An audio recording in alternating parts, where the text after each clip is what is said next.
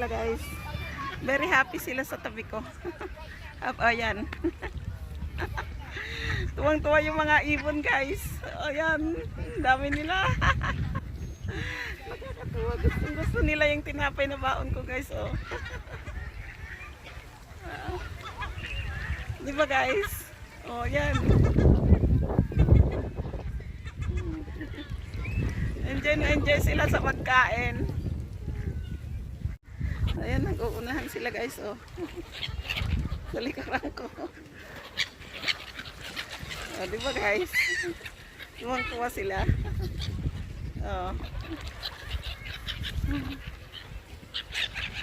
Happy birds.